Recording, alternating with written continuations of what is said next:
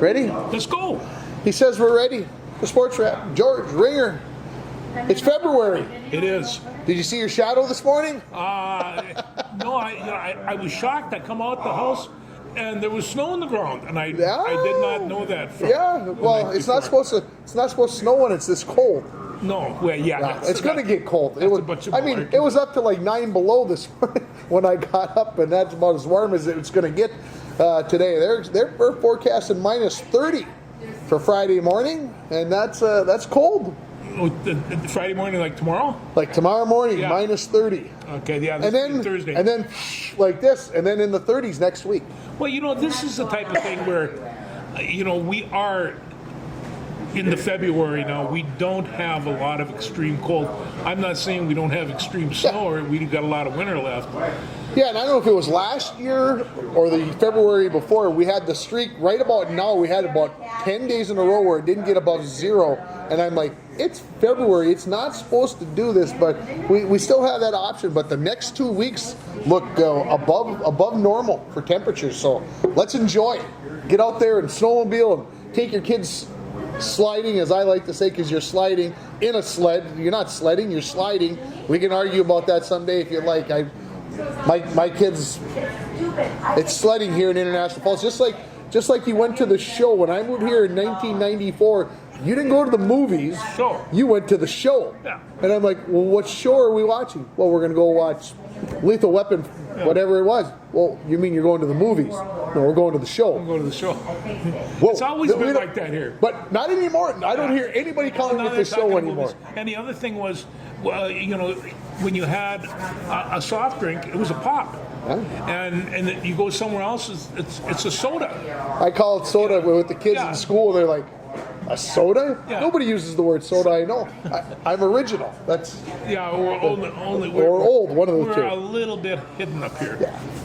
Let's talk sports because that's what it's called, the sports wrap. So we're not supposed to be talking about dialects and all that other stuff up here. Yeah. And the weather, because you already know that it's cold because it's February. So we don't need to be telling you that. So let's start with football because we only got now 2 weeks left to talk about football. Well, we'll talk about it on the third show, the week after the Super Bowl. I'm sure we'll start with it there too. But your take from the 2 championship games on Sunday. Well, and I have a tendency to do this. I look for the underdog. I look for the great story and all the rest of that. And I thought San Francisco had the whole thing.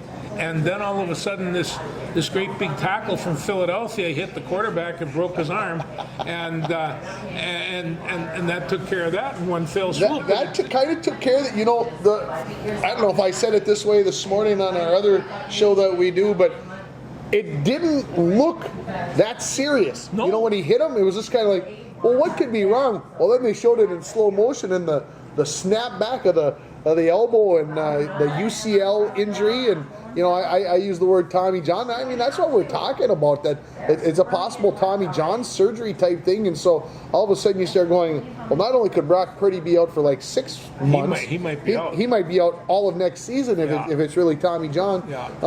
And of course they got Trey Lance, who should be healthy by the time the season starts, and Jimmy Garoppolo will be playing for the New England Patriots, somebody else, and then they got. If I were John Lynch, I would try to keep Garoppolo there because he's really a good quarterback. He's really a good quarterback, but he's not the quarterback of the future. He's not Trey Lance, and he's definitely not Brock Purdy. Well, he might be Brock Purdy. They might be the same quarterback. Yeah, well, this is what happens now, and I'm all in favor of where I watch quarterbacks being able to do a whole bunch of things. Now, that's very entertaining and stuff like that, but I'm also fully aware that when Brock Purdy threw that pass, a 300-pound truck hit him. And it just and bent that arm. This wasn't WWF. This was the real deal. And I know just how much those collisions are, and they are incredible. Yeah. They really are. And so So what I hear, George, what I hear you saying is this. I hear you saying you love a Lamar Jackson, Yeah, you I love do. a Josh Allen, Oh, they're fun but to watch. Brock Purdy was fun to watch. Well, they were all fun to watch because they can do so many things, and that's what we said. Why didn't they put McCaffrey into the game after that? McCaffrey, I would have loved to have been in a Tom Maddie situation where he looked down and there's the plays, and face it, Edith, you know, one of the first plays you learned in college was a 16. That's where the quarterback takes it around the end. And after a week or two, they give you another play because that 16 was the mainstay of the whole offense, at least at UMD. And he loved to have that quarterback that could pick up that 4 or 5 yards. In college, you can do it. In the pros, and it's not when your quarterback, if your quarterback's going to get hurt, he's going to get hurt. It's when. And so, and look at Kirk Cousins. He mostly stays in the pocket. He'd never been hurt a day in his life. At least not that we know of. Yeah, So, it's not that we. all right. So, was San Francisco going to have a chance even if their two quarterbacks didn't get hurt? Well, I think so. The first play that Philadelphia, if you call that one back as as an incomplete pass, which it was, and you make it through the first quarter, but after that, Philadelphia, when they put Purdy out, they just dominated pretty much after that, and there wasn't any doubt in my mind who was going to win the game. You always think, well, they could do this or they could do that, and they came back with the fourth string quarterback, and then they put him out. Well, you got a whole bench of busted up quarterbacks. That doesn't work. Yeah, and it's too bad. I would really like to know how it all would have played out with Purdy and or Johnson in the Josh in there playing quarterback. 164 yards of total offense for San Francisco in the game. Yeah. And you're like, wow, that's not going to get the job done. Minnesota fans would be freaking out having a coronary saying we got to get rid of the quarterback and we got to get rid of this and blah blah blah. Because how could we get into an NFC Championship game and have this happen? Okay, I'll let that go. But here's my point. San Francisco came in with the number 1 defense. Philadelphia had the number 2. Philly only ended up with 269 yards of offense. And I don't hear one person out there saying, holy crap, the Philadelphia Eagle offense, they need to be investigated. They only ended up with 269 yards of offense. I mean, seriously, folks, if the Vikings ended up with 269 yards of offense, people would be freaking out. They'd be having a baby on command. I guarantee you there are defensive linemen for the Kansas City Chiefs that are staying up late at night thinking about this offensive line coming their way. They're big, they're fast, they're for the most part healthy. They have a great offensive center. They have all the makings. But they're saying Jalen Hurts is hurt. He's damaged goods, and if we can get to him, we can make that happen. Well, so, and it's probably maybe the same thing said the other way. Yes. Exactly. Very, very possibly it could be going that way. So Philadelphia, I mean, in all honesty, they looked really good. I go all the way back to September when we laughed. I think we chortled, maybe was the right word, when somebody said, well, the Philadelphia Eagles are the best team in the NFC, and we all kind of, you need to have your temper. Well, here they are. They're the best team in the NFC. And then we flipped the coin to the other side, and I'm going to say it this way, folks. I'm not so sure the best team is in the Super Bowl from the AFC. Well, I didn't say that this morning, but I didn't want to get carried out. It was a great football game, and and when Cincinnati has quarterback like Burrow and Mahomes, these quarterbacks can score from anywhere. They both have excellent receivers. They have good, solid running backs because, as we well know, to maintain a passing offense, you better be able to run the ball from time to time. And also, and I'm starting to notice, because I'm slow to come around to what we call an anchored bias, that run game is where it's at. I noticed some of these rather peculiar spread offenses really enhance the running game. They really do, because those people all have to be covered. And when you have guys like Dabo Samuels and McCafferty and any of the rest of these guys that you can slot, or you can even put wide. Ooh, boy, there's a lot of things you could do with that offense. Yeah, it definitely. We're definitely not going to be going back to 2 tight ends in a straight T backfield very often. You can have 3 split on one side and 2 split on the other, and all 5 of them can catch the football. Oh, yeah. And run. So it's. And the other thing is that I don't think San Francisco was able to bring Kittle into the situation, and he was. I think he was taken away. I don't think he could was. ever be brought into the equation. No, he never could be brought into it, and he's been big part of that offense all year long. Absolutely. And just what a character, professional wrestler, tattooed. This is a man that enjoys life. And I got to get tattoos to enjoy life. Did you everybody hear that? I'm getting a tattoo because I'm not enjoying life. Where are you going to put it? Let's see. Where am I going to put that? I don't know. I always told my wife I'd put an anchor on my ass and say Sue underneath. Oh boy! If I came home with a tattoo, my wife would be beside herself in the fact that she wants to get one really bad. I'm not a tattoo person. I don't believe in the tattoo. So if I came home with a tattoo, I think there would be a lot of head rubbing. Like, are you feeling okay? Have you got a fever? Have you lost your mind? And all that other stuff. So anyway, I got coffee go all over the place. So, so nothing wrong with that. So no, people have actually said, do you have a tattoo? No. Do you want to get a tattoo? No, I don't want to get a tattoo. Yeah. No. So I said I was looking for a reaction. I didn't get much of a reaction from you about when I said is the best team in the yes. I think, like I said, I think Cincinnati. That game goes to overtime. Cincinnati wins that game in overtime. They might, yeah. Kansas City does not get a touchdown, and Cincinnati does. That's my opinion. Cincinnati had it rolling, had it going on. Kansas City, quote unquote, got lucky with the late hit out of bounds call, and that got them into field goal range. I don't know if you got to consider that luck. You shouldn't have done that. They got lucky. Kansas City did. Yeah. The kid from Cincinnati. He's gonna have to bear that brunt for a lot of years. Well, when he comes down and renegotiates contract, do you think that'll come up? No. I don't think so. No, I don't think so. Because I think that they're going to look at that as a heat of the moment, bad decision. Yeah. You're trying to knock the quarterback out of bounds. You're trying to save the game, and you try to do too much when you didn't have to be doing anything. No, because he was already out of bounds. You win as 11, or you lose as 11, and that's just a fact. And so, even when some teammate does something incredibly stupid, you get part of the fault too. Yeah, well, and Coach Zach Taylor gave him a lot of credit. He deflected a lot of it. He could have went into the press conference and said a lot of things, but he came in there and said, you know what? Okay, there was a play at the end of the game, but there were a lot of plays in that game. There's over 100 plays. These guys are close. So they are very close. So we'll see. So we got Kansas City and Philadelphia in the Super Bowl, and you've already this morning made your choice, and I'm on the opposite side. Well, I just Philadelphia convinced me, and they actually convinced me with their defensive line and their offensive line performed fairly well.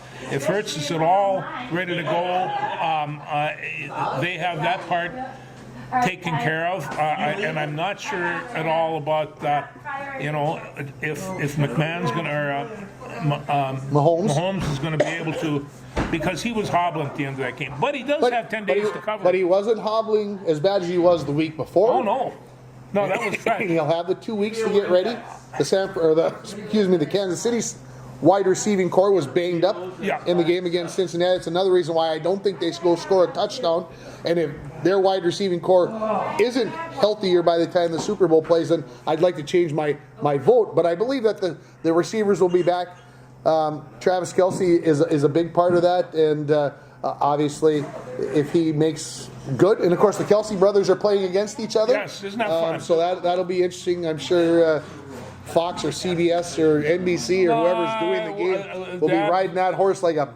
Yeah. Dad'll have one jersey, mother will have the other, but they're. I saw Mom with a jersey on. She's got him like quarters. Yeah. It was yeah. So yeah. But now we she find can't out lose. she really She can't finds out lose. which one she liked the best. She can't lose. No, it's going to be a close game. It's going to be a real close game.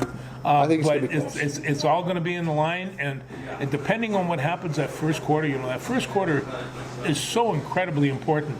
And if they don't score, or if they get like a 3-0, you take a look for that to be a real slugfest all day long. Yeah, I mean, could it end up 31-28? Yeah, it could. it could. But I don't think it'll get that high. No. I think it's a 3-point ball game, and I said this morning, whoever has the ball last wins. That's how close it's going to be. So, and if that's Mahomes is, he could, you noticed he can really throw the ball, and on either foot, actually, and from any arm angle. Yeah, from any arm angle, and it's just a strange situation for that guy. I've never seen anybody play football like that. On the other hand, Hurt can run. He can.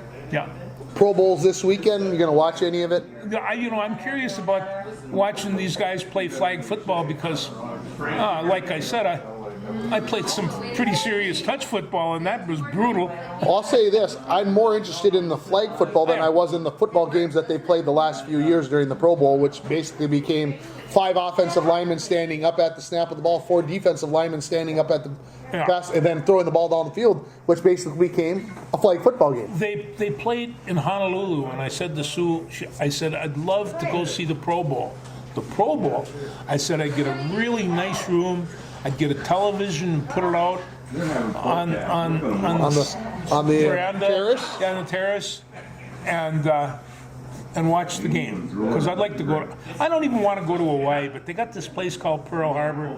The historical person in me says You should go there. Yeah. You probably should end up there. Yeah. How about the NHL All-Star Game? Are you going to watch that on Saturday, or the festivities on Friday night with the skills? I really do enjoy watching them skate. They have the skill test. I don't know what the skill tests have to do with their training, or if they use this during their practices or anything, or if they just come up with it for the fun of it. They skate around, see who can go around the fastest, who can weave through the cones. They probably do some of that.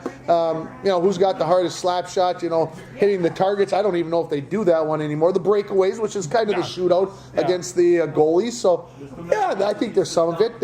Obviously, it's going to be interesting. Friday nights, I don't think I'm going to end up getting to watch any of it, because Friday night I have a hockey game at 6 o'clock, and then there's a little wrestling duel. There's two wrestlings. Wow, that first one to even count? Wow. Penn State and Ohio State, and then Penn State and Ohio State should be good, but it's Iowa, Minnesota. Iowa, Minnesota, and at halftime, Gable Stevenson's going to get his national championship ring, his second one. So the crowd will be there. They will be loud. They will be boisterous. I wonder how the Iowa people will be cheering. I know they cheered him when he was in. They give him a standing ovation. I know they did that in Carver Hawkeye last year. Well, they treat him the same way on Friday night, the ones that drive all the way up from Iowa City to be in Minneapolis. They will.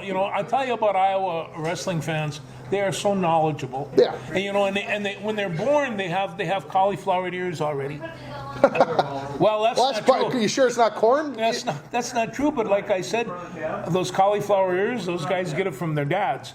And you take a look at when you go to a wrestling match, big time wrestling match, man, the ear deformation on those things is just amazing. Everybody has. I got a big chunk laying there too, and it's just like, but some of these are, geez, did you hit it with a hammer?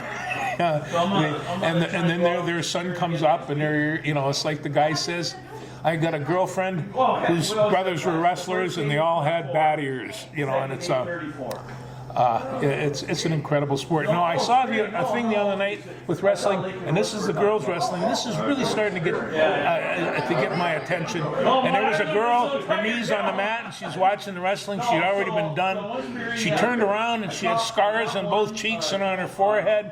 she had a great big gobber in her nose from nosebleed, and she's wiping it down and took her on. She turned around.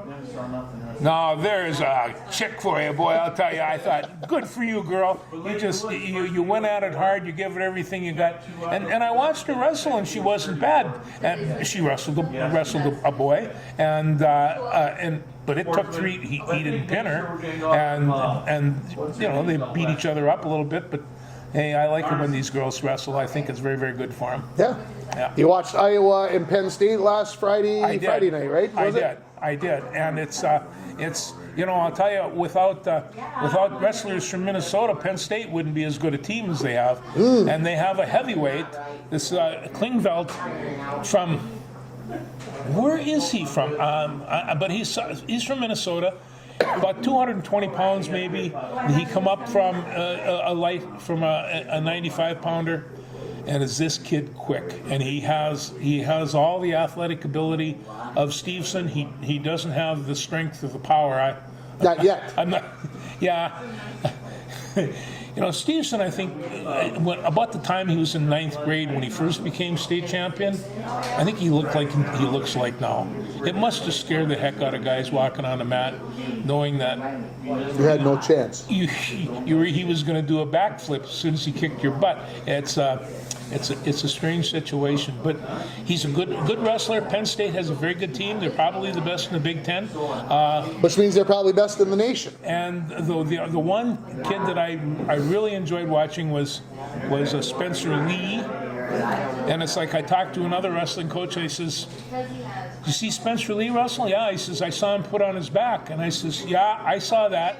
He was on his back for about a second and a half, and then he rolled through and just beat the heck out of the guy, And he says, "Yeah, that was about the size of it. So if you put him on his back, you better pin him, because other than he's going to come back." And Spencer Lee's the 125 pounder from Iowa. If you had a chance, even if you're not a wrestling fan, folks, even if you're not into wrestling, let me just say, he's worth the price of admission. He's worth turning the TV on Friday night against the Gophers, because he's going to wrestle at some point wherever they decide. Because sometimes they start at the lowest weight, sometimes they start in the middle, sometimes they start wherever. But he is worth watching. He's worth it. Believe it or not, last year he decided that he was going to end his season. He had 2 knees fixed, not just one. He had both knees fixed, and they say he might be better than ever. So Spencer Lee is worth your time. And then, of course, you're talking about wrestlers. Bravo from Penn State. Did he stay at 133 or did he move up to 141? He was at 133. He was at 133. Probably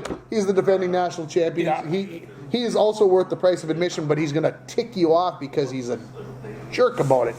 He's got to try to show you up while he's doing it, and I don't like that. No. Beat me up, do it right, but you don't have to humiliate me. I mean, when you watch Penn, and I'll tell you what's going to happen. They're going to get into this Big Ten tournament, and all of a sudden, you're going to see a lot of guys like Bravo, and they all come around. Every team has one somewhere along the line, and that's when you start seeing, national champions wind up getting beat, and it happens all the time, and there's just you'll see national champions get beat in the Big Tens, but then they come back and win the national. Title. It gets real important, then they win it. They do it all the time, yeah. Anyway, on Fridays has been on Big Ten Network. Friday nights have been wrestling nights, and they go from 6 to 10. Don't ask George to do anything on Friday night. It's not going to happen. It's not going to happen. My wife came up just checking to see if you're all right. What happened? You were screaming. Oh. I had to. I even had to scold my son last night because he's into watching the NHL now. I probably told you guys this last week, I think. But anyway, he had his Toronto Maple Leaf sweatshirt on last night because his mother went to Toronto and brought him back a Toronto Maple Leaf sweatshirt. So they were playing Boston last night. Nobody beats Boston. No. They've only lost 13 times in like 55 games or whatever it is. It's crazy, 51, 52. Anyway, so Toronto scores a goal. He freaks out, right? They show the replay. He freaks out again. And I'm like, buddy, it's the same goal. You don't have to freak out again. I already heard you once. He's like, yeah, but it was so good. And I'm like, yeah, you just got to calm down. I wonder where you learned to be that crazy while watching the TV from. Yeah, no. And I give my grandson We give him a Maple Leaf jersey, and it's a beautiful jersey. It's got, the full thing. Goes down to just above his knees. And the last time I see him wearing that, he was dancing, pirouetting. Couldn't have been happier. Yeah. And it was because of that. Because So simple. Of Maple Leaf. Yeah, It's so simple. Yeah. Just an article of clothing. We'll do that for I you. always like the Maple Leaf jersey. So, wrestling again, Iowa, Minnesota, Friday night, 8 Yeah. o'clock, Big Ten Network. Like I said, if you want to check out Spencer Lee, he very well could be the first wrestler because he is at the lowest weight. But again, he's worth your time. And so, you want to talk about your Hudson Man Yeah, well, I witnessing? went to Deer River. You should mention this. The Deer River down in Onamia was there, and Onamia has a very fine wrestling team and a really great coaching staff. And I had a Mille Lacs jersey on, so they all looked at me like, "Who's Who this the guy?" heck is this? And but Hudson Man wrestles for this team. He's from International Falls. He hasn't gone to school here in quite a while because he's been wrestling in other places. He's recovering from last year, I think, from a shoulder situation. And but he's wrestling in Onamia, and he's got an 11-2 record. He looks real good. He's a senior now, and he's gone from a boy to a young man, and the man's got to be really, really proud of this kid. And I chatted with him for a while, and he's right now suffering from a concussion protocol. And when I mean suffering, he's suffering. He doesn't like that. These coaches are incredible, and they're not going to come. He's not going to come near the mat until he's able. And so they were hoping maybe this weekend he'd get back in the swing of things. But his dad made mention that he thought that he was going to win a lot of matches this year, and I think he's absolutely right. I think he has at every position, every team at that weight sometimes it's hard to get through, but I think he has an outside chance at 170 pounds of going to the state tournament. Yeah, team in 2 weeks for the wrestlers, individuals in 3 weeks, Yeah. and then to the state the following week. So we'll know what's happening. Where's the individual meet at? I haven't looked that up. We might have to do that when the show's over while we're sitting around not doing anything. No, it's true. I'm a sucker for this stuff. So we got a little hockey out of the way, but we should talk about our UMD Bulldogs beating our St. Cloud State because you graduated from St. Cloud State, I graduated from St. Cloud State, you graduated from UMD, I graduated from UMD, so we really should have been torn last week, but both of us were cheering for the Bulldogs We were and for them. cheering for the Dogs. And when they beat St. Cloud State, who was ranked number 1 in the nation twice. Woo! Well, and the first night you just they came out. They wanted to beat this team. Are they going to be able to do that the second night? And that was the big question. And then when they went up 3-0, and I'm like, okay, there's 2 ways this game could go. They could either take their foot off the gas because we won last night and we're up 3-0, and I think they did. But the scary part was they refound their footing and found a way to win after St. Cloud State. Well, what you were showing me, that diagram pass where he has that rink wide right over to the corner. I mean, I like you say, you got 2 goals that way. The one, they went up and stopped playing. I thought, well, was there a penalty? No, the puck's in the net. I did not see it go. It was in there only briefly, very briefly, because it came flying back out in a hurry. Because I even turned to Nita and said, "Did that go in? The light's on, but did it go in? It was in and out. So, man, it was a absolute laser." So Coach Sandlin's got his team back. I think he was smiling. The bench was smiling. There's nothing that breeds success like success. And assistant coach is the head coach. The former assistant coach is now the head coach. Brett Larson is the head coach at St. Cloud State. So obviously, Larson learned a lot from Sandlin, and so maybe Sandlin still has a little mentorship over him. Brett Larson was a superstar when he was at UMD, and remains so today. I can't believe that Sandlin isn't sitting back and enjoying the fact that. Well, he doesn't have long to enjoy because they got Western Michigan coming to town, and Western Michigan's just number 10. Not only beating him, but his son played for him, and it's just. It's Brett Larson. He hoists a pretty good flag at UMD. Yeah, absolutely. Yeah, Western Michigan comes to town. UMD lost 2 games at Western Michigan, back about Prep Bowl time, if I remember right. I think I was coming home, so that was early December, and the Dogs didn't play particularly well. They were right in both those games, but lost them. They did walk up the pairwise rankings a little bit this week. They're at 24 right now. Going to have to get another 10 spots. I don't even know if that's possible unless they absolutely run the table. So they may have to win the NCHC, which is going to be no easy task. No, so. but you know, if you're hot and your goalies are working, your defense is strong, and they seem to be piecing back. I don't think the UMD still have serious injuries. Beyond he's out. I mean, that's probably the biggest one. How long is he out for? He's done for the season. Got the shoulder separated. Surgery coming. Must have broke your kid's heart. He cried. Yeah. He cried. Eli, you bugger. Cried about his favorite player, college hockey player, being done for the season. But he gets to see him every time we go to the games because he sits up behind us. So he gets to see Blake and see him. Of course, last week with St. Cloud State being there, the place was absolutely packed. It was a full house, so it was fun to see when you put they said 7,200. I know for one Gopher game, I think they had 7,600, but 7,200 is a great crowd. It was fun, and there was a great atmosphere. Enough St. Cloud people to kind of make it intense. Well, as long as we're talking about UMD hockey, tell me about this young recruit from Morrow. Oh, this Shagabe kid. Oh, wow. Yeah, he's a nice player. You know, I wonder what's going to happen. Is he going to be one of these kids that comes directly from high school to UMD? And I suspect that he will. I think he will. I think. Obviously, he broke the War Road scoring record here a month ago. You know, he's over 250 career points. You think about that. This is a horrible context, but Timmy Sheehy in 1965-66, I think, had 98 points his senior year. But those were 12-minute periods and only played so many games, and et cetera, et cetera. And even at that, for the games he played, he had averaged 5 points a game. Yeah. And it's just like, that's not bad, considering 12-minute periods. And those periods, you looked up and they were gone. Yeah. So this Shagabe kid is he's the real deal. He signed with UMD, over a year ago for sure, and had made his commitment. So UMD's getting themselves a nice player. Ben Steves, if you haven't heard of him, you're going to be hearing about him. He had a hat trick on Friday night, all on power plays. Yeah. He is dynamic. Even the student section, whenever he touches the puck, all of a sudden you hear, Steves.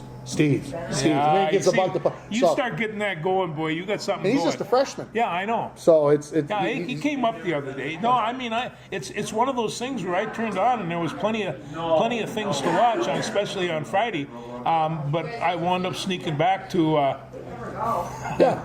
Yeah, absolutely. So. Yeah. Okay, so I do want to mention the Wild sitting in third. Got a nice win on Hockey Day against the Buffalo Sabres. A good way to finish and go into the break. Yes. Well, hey, they're so fast, but they do have to have a break. My Lord, sometimes that schedule is just to be brutal. And of course, it's not as bad as last year when they thought they were going to be playing in the Olympics. It's a little bit better this year. A little bit better this year. So, they're getting a whole week off. They played on Saturday. They don't play till the following Monday. Yeah. So every team gets a week off or whatever it is, and then they got the All-Star break to boot at the same time, like a lot of teams did. So no NHL games tonight, Friday, Saturday, or Sunday. They resume on Monday. And the Wild sitting in third place, but it's not a comfortable third place like, with 2 months left in the season, we're going to make the playoffs. It's not one of those deals. They're going to have to continue to play, and that's good. You want to be. Remarkably enough, they got to feel a lot better about it than Colorado or St. Louis. Yeah. I mean, and I remember last year, Winnipeg, they didn't have such a hot season. They had a horrible season. Yeah, and all of us now they're at the top. So it moves. What did they say? The Wild are 11 or 13 points behind last year's pace at the All-Star break. Oh, wow. I don't know if they played the same number of games, but they said that they're that far behind. So obviously they were playing. Point-wise in the standings, they were playing much better last year. But, hey, all you got to do is get into the playoffs. That's all you got to do. And then let her rip from there, boys. So, let's talk basketball for a second or three. I enjoyed watching the game last night. Timberwolves get a nice win over Golden State, 119-114 in overtime. Yeah. I mentioned it this morning on our other show, and I'll mention it here because, to me, it's still stunning. They gave up 71 points to Golden State in the first half. Golden State puts up 70 probably once a week in the first half or in a half. Okay, that's fine. They held them to 39 points in the second half and overtime. Can they make all that adjustment in the locker room with a chalk talk? According to Finch, they did, and I mean, obviously, a little bit of that has to come where you stop shooting well. Golden State is at the end of a road trip or in the midst of a long road trip, so maybe the legs went away from them a little bit. At the end, they couldn't buy a bucket, and Some nights it's that way. some nights it's that way. Golden State has been very poor on the road this year. For I mean, no disrespect, they're the defending NBA champions, but they have played horrendously on the road. Very good at home, but horrendously on the road. And I think the biggest thing, I looked at the standings this morning for the Western Conference in the NBA. Sitting in fourth place are the LA Clippers. Yes, LA Clippers are in fourth place. They are a game ahead of the Timberwolves. One game ahead in the standings, 1 or 1.5 games.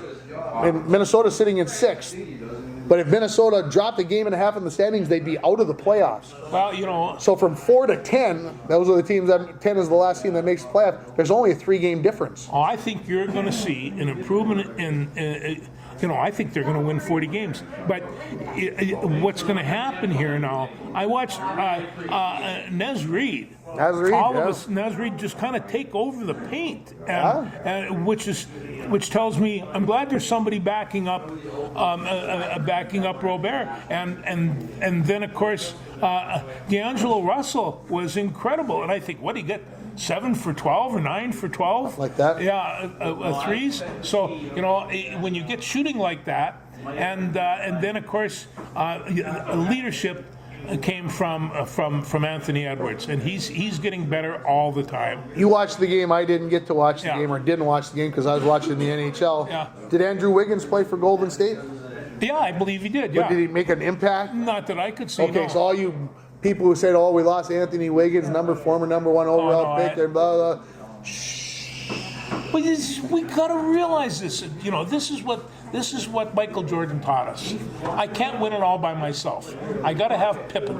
I've got to have a couple of other people because it still takes 5, no matter how good you are. And but when you had 3 people scoring in all regularity and playing solid defense, and remember, that was the biggest part. A few years ago in professional basketball, solid defense. What? Yeah. There was none. Don't tell Larry Bird that. Don't tell Larry Bird that. Don't tell Larry Bird that. Yeah. What can I say? He was fun to watch. He was fun to watch. Yes. Okay, did you watch the Gopher men last night? I Basketball? watched it as far as I could. You mean as much as you could handle? That was it. And 56 to 31, they got outscored in the second half. Yeah, no, that's unacceptable. It was really bad. They couldn't handle the ball. They couldn't handle the ball. They were the ball was taken away from Rutgers with all regularity. They couldn't handle pressure. They couldn't do anything. They hit a couple of shots. Jamison Battle hit a couple, and there was some other. Tri Thompson. What he's going to do is they got to take him and put him in the weight room and put another 20 pounds on him of muscle, because when you're playing against these big guys, upperclassmen, they just kind of nudge you and it knocks him over. But he's going to be a fine ball player. I love that 7-footer that can shoot from the outside. He's versatile. When they get the new guy over, I'm sure that he'll have a lot to do. And Payne is I think he's playing as well as he can. He's the only one in the paint that is kind of doing the job. Jameson a little bit. He kind of likes the edge, I know. Yeah. Yes. Yeah. So they're just pathetic shooters. The free throws. Well, they couldn't shoot anything. Free throws. I'm glad I didn't watch it then. No, I'm glad Eli made me watch hockey. That's why I flipped over and watched the Wolves and there you go. Got into that, and it was a great game. Gopher women lost 54 to Indiana, who's ranked number 4 in the nation. Yeah. And of course, there was that little girl from Stillwater, that woman from, I won't even say her name out loud, who transferred from the Gophers to Indiana. And yeah. We'll let it go from there. I'm not bitter. I'm not bitter. 1, 2. I'm not bitter about her. Anyway, and they wrote the article. I don't know if you read it in the Minneapolis paper yesterday about her leaving and wanting to win and blah blah blah and everything else. And then they listed the other ladies who had left the team from last year, and you're like, geez, those three could really have helped out this project. This would have been a really good team, and in fact, a year ago, before they left, you would think, Jesus, the Gopher women are going to be fine, and they do have a great class coming in. So I hope somewhere along the line that Coach Whalen is able to pull this bunch together and explain to these people. Somebody what life is asked all me about. last night, how much longer do they give her? And I said, because it's Lindsay Whalen, she's going to get a longer time than anybody else would even dream of. She's going to put in the Hall of Fame. It's She kind just got a contract extension. of tough. Yeah, it is. Kind of tough. And it's just like, I bring it up over and over again. My good friend Larry Ross used to say, if you're going to go to a horse race, best to have some horses. And that's good advice. It certainly is in the Big Ten basketball run. Last night, Tennessee lost to Florida. Tennessee ranked number 2. They said that last night, that was the 10th time a number 1 or number 2 ranked team in the nation has lost already this season. Yeah, just I What? tell you, it's hey, I think the glory voters. is fickle. I think the voters better get their together because they don't know what they're voting for. Yeah. Or maybe, like in the old days when I was when I was only about this tall, they didn't start voting till like Christmas or January 1st and let the teams play a little bit and then make a better judgment. How from many it. people? How many teams have been number 1 or number Too many. 2? Too many. And it's just. That's why why they should, like I said, they should just wait. And of course, we have five or six different outfits rating them, and and it's just. Well, and the other thing is that when the national championship games gets played on April 4th or whatever it is this year, on April 5th they'll already have their new number 1. This is the number 1 team for next year. Really?